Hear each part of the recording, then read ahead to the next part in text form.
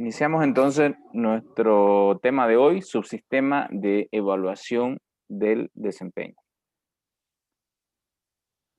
Recordamos que estamos viendo nuestro curso del sistema de administración de personal, pero ya hemos visto cómo este sistema de administración de personal se interrelaciona básicamente con todos los otros sistemas, así como el Sistema Nacional de Planificación Integral del Estado, ¿no? Y los diferentes grupos de sistemas, tanto para programar, organizar, para ejecutar, así como los sistemas para controlar. Ese es el enfoque sistémico del cual hemos hablado recurrentemente. Y ya cuando entramos y analizamos nuestro sistema de administración de personal con mayor detalle, vemos que este sistema cuenta con 5 subsistemas, que los hemos estado revisando. En la anterior clase pudimos ver el subsistema de dotación de personal, donde se clasifica, valora, remunera los puestos, cuantificación, se cuantifica la demanda, se cuantifica la oferta. Justamente con la vinculación de oferta y demanda se elabora el plan de personal. Se diseña la programación operativa anual individual para todos y cada uno de los cargos. Se desarrolla el proceso de reclutamiento y selección de personal. Se lleva a cabo la inducción o la integración del personal.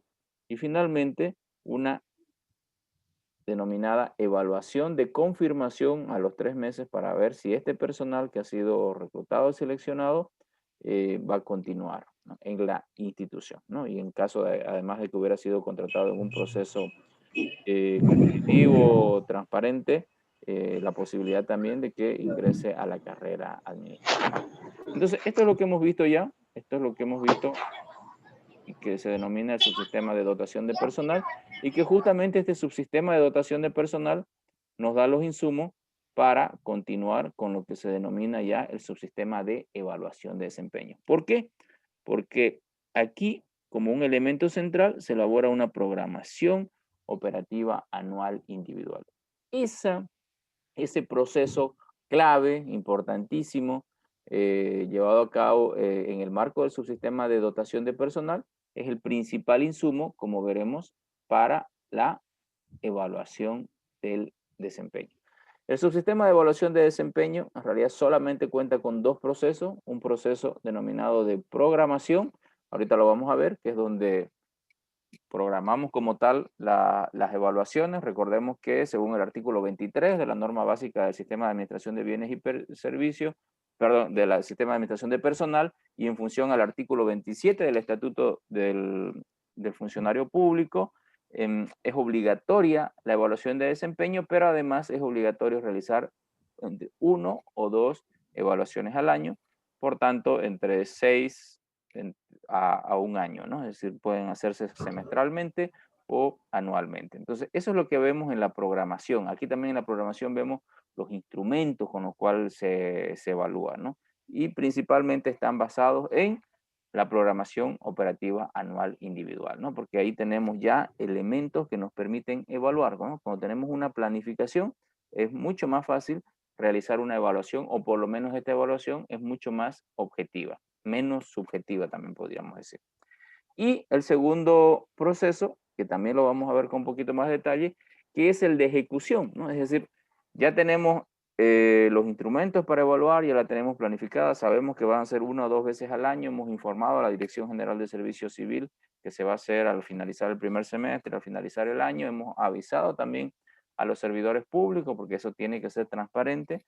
Entonces, ¿qué es lo que hacemos? Llevamos a la práctica, ¿no? Conformamos el comité, ese comité evalúa de manera individual a los servidores públicos y salen los resultados, y esos resultados nos sirven para promover idealmente al personal, como también su retiro de la institución en caso de que hayan 2 evaluaciones negativas, ¿no?, continuas. Eso vamos a ver también aquí sobre los plazos y qué pasa después de ello. Entonces, esto sería nuestro tema de hoy día, el subsistema de evaluación de desempeño, y como lo hicimos en la última sesión, vamos a darnos un tiempito también para compartir las experiencias, para interactuar en grupo y para que también comenten ustedes qué casos particulares han tenido de programación, de evaluación, con qué instrumentos los están haciendo, cómo se hace la ejecución, qué pasa cuando sale positivo en sus instituciones, qué pasa cuando sale negativo, cuál es la reacción de la gente. Efectivamente, se pueden hacer incentivos económicos, se están generando incentivos económicos en sus instituciones. Esas algunas preguntas ya más desde lo práctico que me gustaría que intenten ustedes conversar para ver qué elementos pueden generarse en esa discusión y además cómo nos enriquece la clase a todos, ¿ya? Entonces, solamente de manera de recapitulación, hemos visto marco conceptual, marco legal, hemos visto la ley 2027, hemos visto el subsistema de dotación de personal, ya entrando a los subsistemas, y hoy estamos en el subsistema de evaluación del desempeño.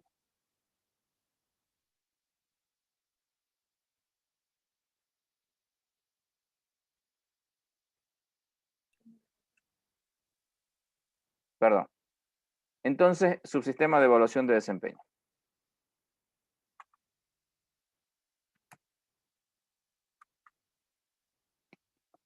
¿Qué es el subsistema de evaluación de desempeño? Vamos a ver algunos aspectos conceptuales. Es un proceso permanente que mide el grado de cumplimiento de la programación operativa anual individual en función al logro de los objetivos, funciones que desempeña y resultados asignados al puesto durante un periodo determinado. Como hemos dicho, este periodo puede ser 6 meses, un año de manera general. Y en el caso de una evaluación negativa, es decir, que esté en observación el servidor público, puede ser incluso de hasta 3 meses, ¿no? O sea, ese periodo de evaluación va a ser de 3 meses. ¿Qué es lo que establece? Justamente las normas básicas del sistema de administración de personal, en el artículo 22, establecen los objetivos del subsistema de evaluación. Y tiene 5 objetivos. Uno, evaluar a los servidores públicos de carrera en el desempeño de sus funciones y registrar la productividad de los funcionarios públicos que no estén sujetos a la carrera. Por ejemplo, aquí la norma básica es un poco más amplia, más genérica que lo que establece el estatuto. El estatuto tiene un sesgo, como yo les decía, que creo que es positivo y bien intencionado. El estatuto principalmente se refiere a los funcionarios de carrera en todo momento, ¿no? Dice, vamos a hacer evaluación para los funcionarios de carrera, vamos a hacer inducción para los funcionarios de carrera. ¿Por qué?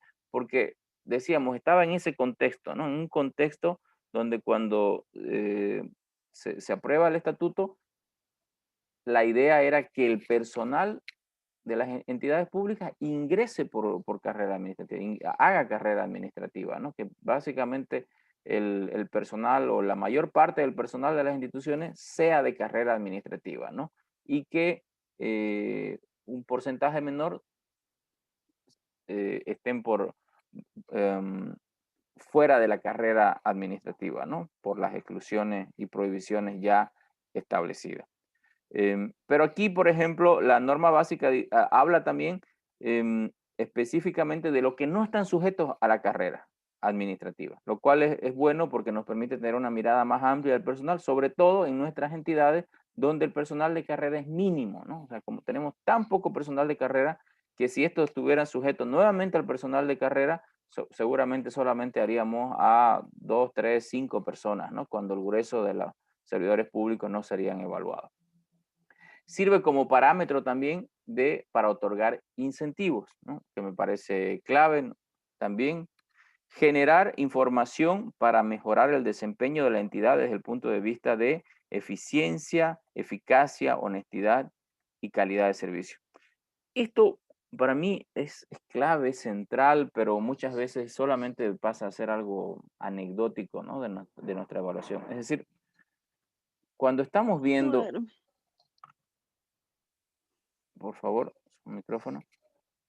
Cuando estamos viendo de que, por ejemplo, la planificación operativa anual individual, ¿no? Establece metas, objetivos, indicadores que no se están cumpliendo por algún motivo, entonces eso nos permite saber si, por ejemplo, analizamos esa información, sistematizamos cuáles son los indicadores que no se cumplen en general, eso nos da información. Como yo decía, por ejemplo, para el tema de capacitación productiva, ¿no? Ahí tenemos un insumo para que capacitación productiva entre y fortalezca dichos aspectos. Pero también, de repente, puede ser que los instrumentos mismos de evaluación, de planificación, no estén bien desarrollados o es una debilidad de la entidad y no necesariamente del servidor público. Es decir, nos ayuda esa planificación, esa evaluación a ver en qué puntos podemos mejorar de la entidad, no del servidor público, pero también de la entidad como tal, ¿no?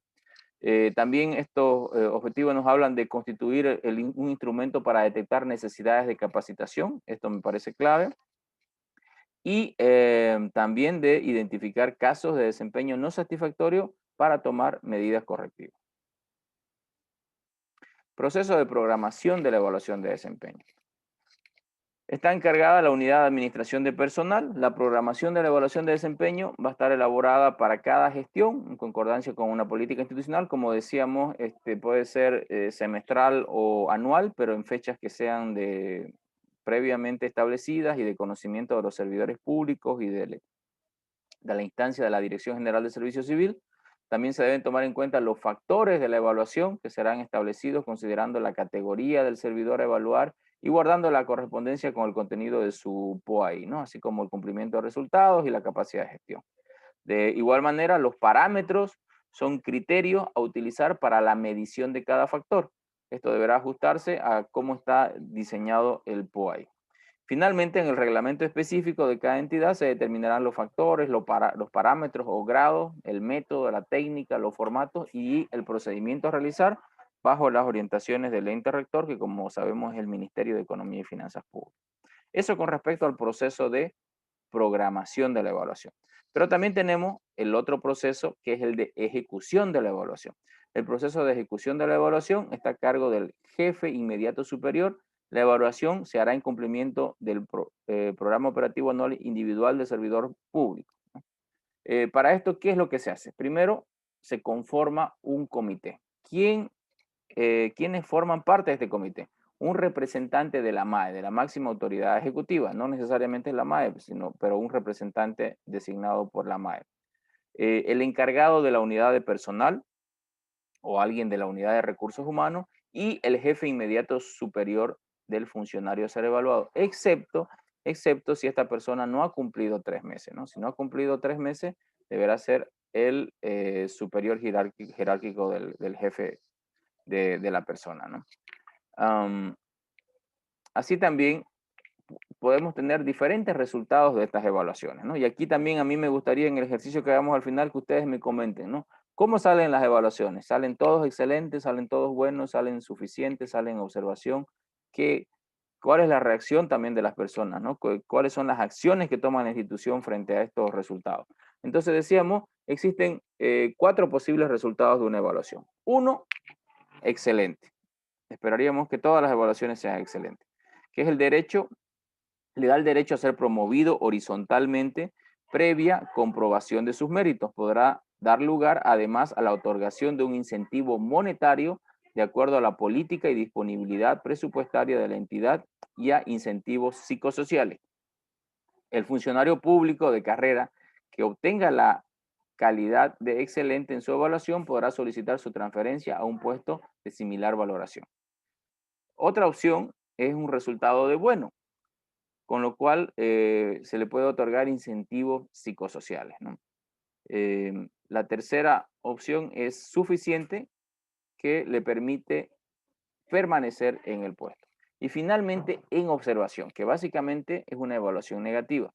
Esto dará lugar a que el servidor público se sujete a una nueva evaluación de desempeño en un plazo no inferior a 3 meses y no superior a los 6 meses siguientes.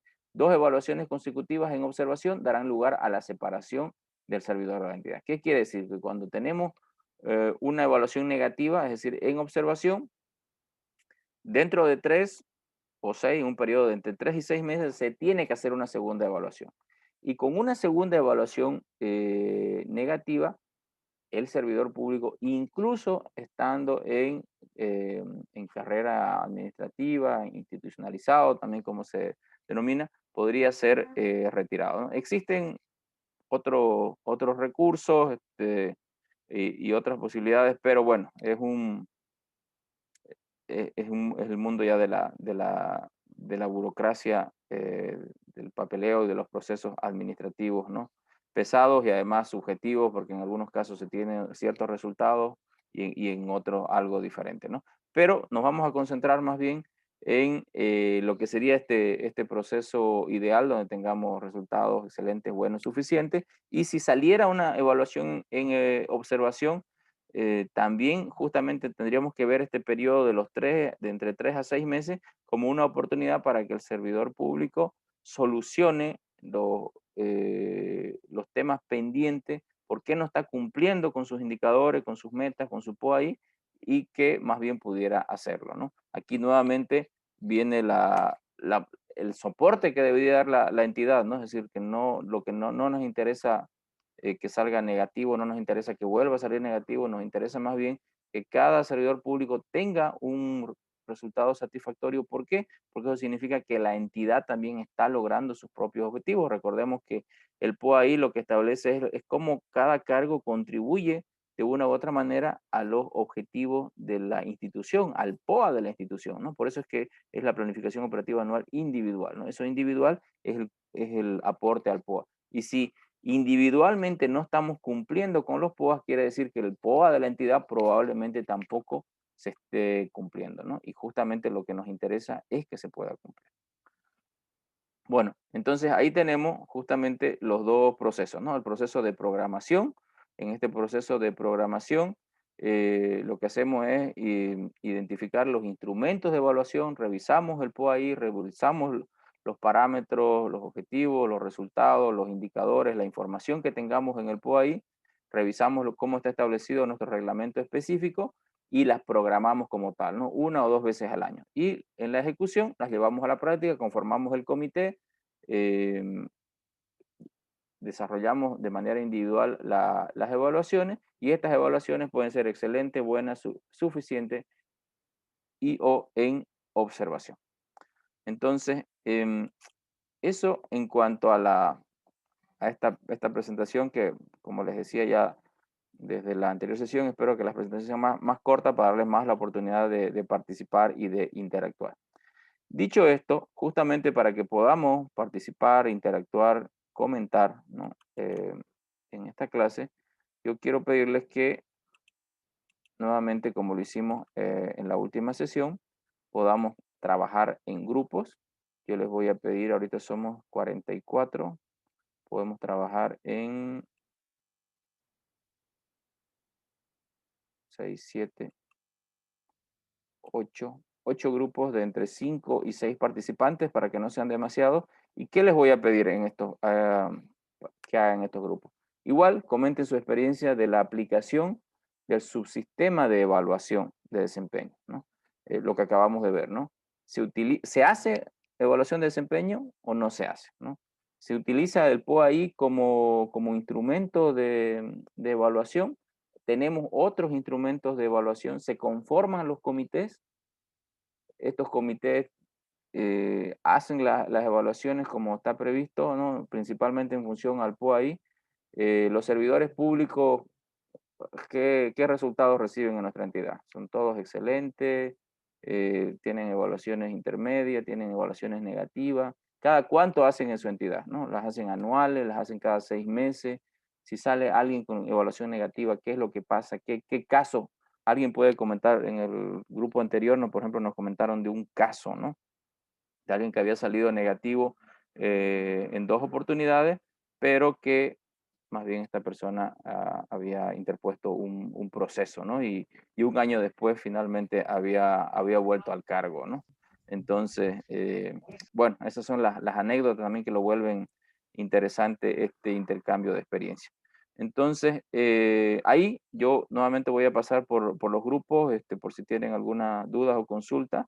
Y la idea es que ustedes puedan intercambiar estas experiencias, que puedan también luego definir una o más personas que lo comenten. La idea es que como tenemos más bien hoy día tiempo, porque lo he hecho mucho más corta la presentación para justamente privilegiar estos espacios de intercambio, pueden comentar más de una persona en el grupo. No puede haber un responsable, pero pueden comentar uno o todos en el grupo al final, ¿no? Y ahí también hacemos las preguntas que todavía tengan, las dudas, y las resolvemos, intentamos resolverlas al menos.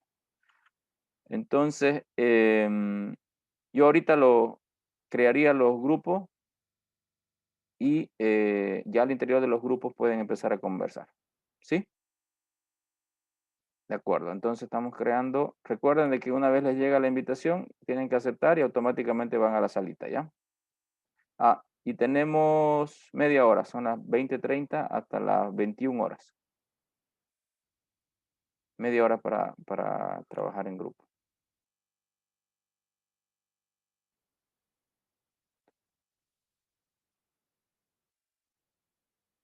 Ahora sí.